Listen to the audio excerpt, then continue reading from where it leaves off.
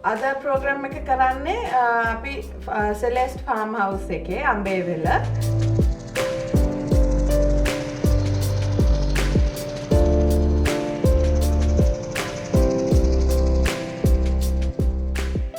මං හිතුවා පෙන්නන්නම් කියලා අඹ කරි එකක් හදන හැටි.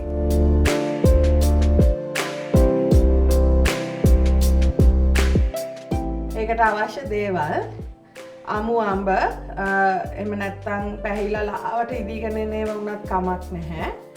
හීනියට කපාගත්ත ලුණු ටිකක්, රම්පේ කරපිංච, කුරුඳු පොතු, අබ, එනසල්, ඉඟුරු සුදු ලුණු, උඹලා කඩ පවුඩර් ටිකක්, පොඩි කෑලි වුණත් කමක් නැහැ.